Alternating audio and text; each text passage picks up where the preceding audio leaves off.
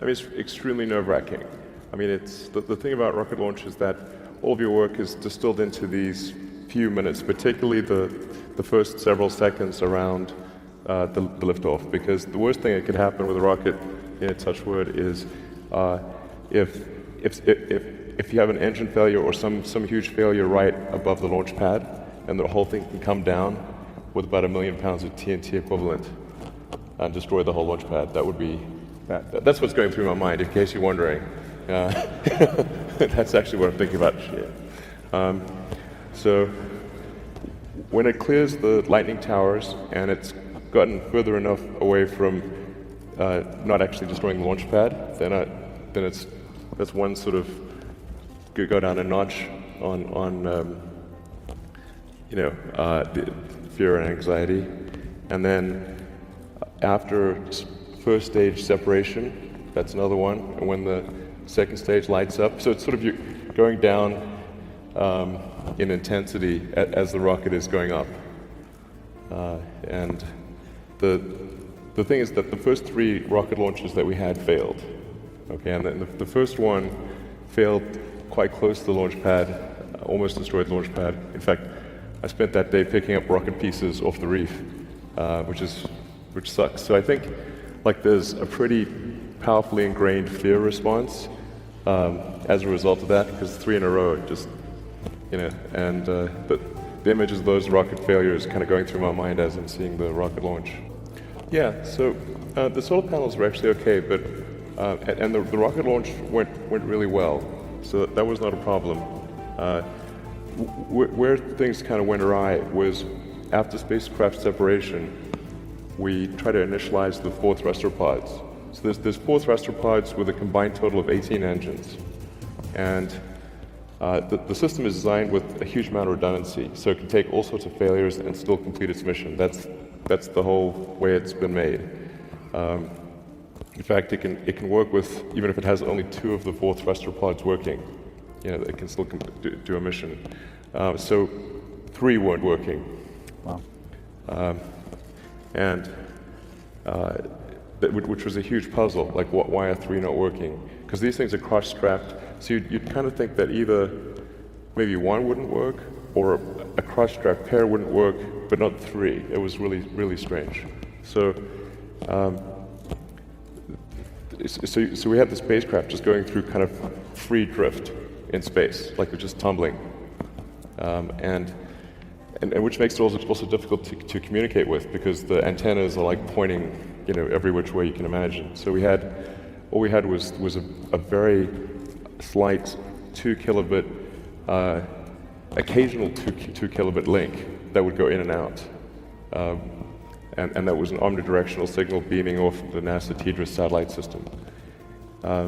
So in order to actually improve we first had to improve the bandwidth.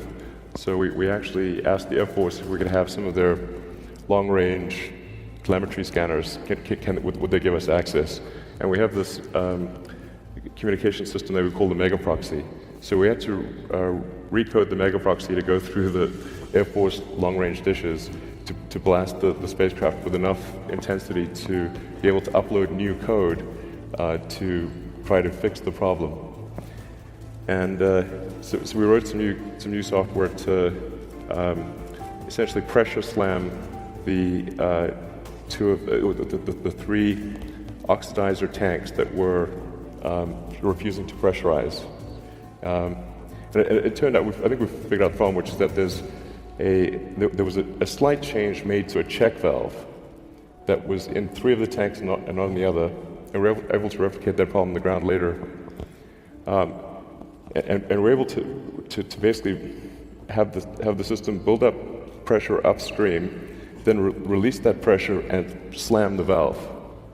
So we're trying to give it the sort of the spacecraft equivalent of the Heimlich maneuver, basically. And then we got one of the pods that looked like it was making progress, and we didn't want to unfurl the solar panels until we had at least 2 pods active, so we could go from sort of drifting to an active hold. But then the temperatures of the solar panels, which are in these protective covers, was dropping. and it can drop to like almost absolute zero if it's pointing at dark space. So it was dropping, and we're like, okay, shit, we better release the solar panels, otherwise they could literally freeze in place. And so we ran a simulation to see what would happen, and it was actually slightly beneficial. And it's kind of like when a skater, when a skater puts their arms out, it slows down, pull them in, it speeds up. So when the arms went out, when the solar panel arrays went out, it slowed down the rate of rotation. Actually, slightly helped us with maintaining communication with the spacecraft. And so then we're able to, with that pressure slam thing, get a pod active, then a third one, and then a fourth one. Then we got all four working, and we're able to continue the mission, dock with the space station. In fact, Dragon is currently docked with the space station right now, and if all goes well, we'll return to Earth in about a week or two. So right now we've got two main launch locations. One is Cape Canaveral in Florida, and the other is Vandenberg Air Force Base in California.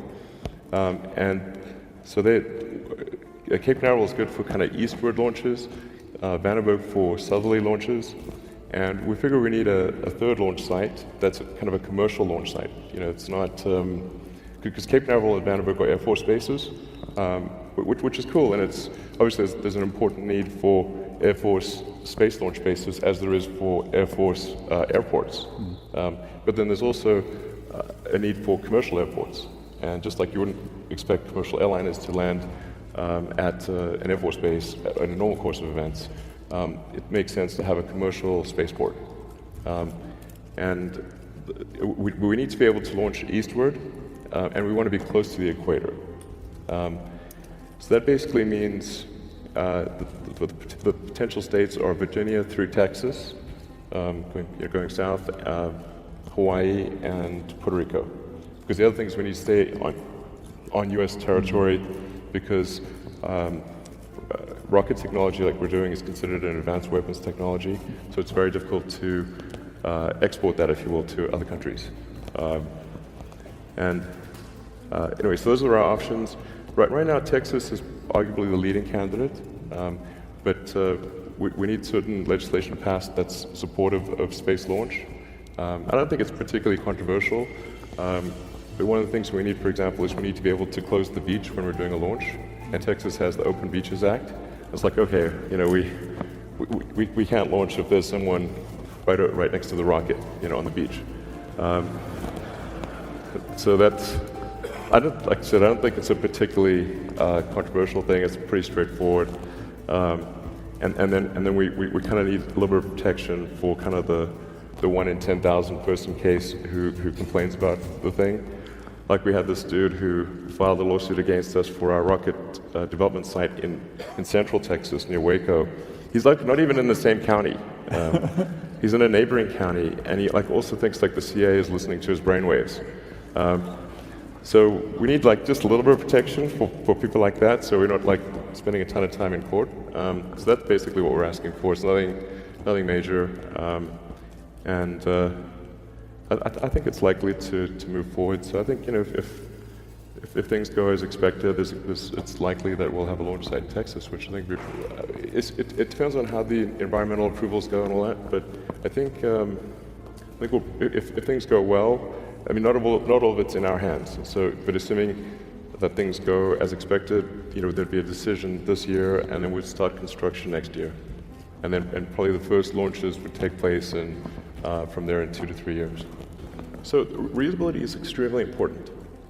If you think it's important that humanity extend beyond Earth and become a multi-planet species and all that, and I mean, it's super important. I think it's also incredibly obvious common sense. You can imagine watching Star Trek, and then they got a new starship after every trip. That would be pretty silly. And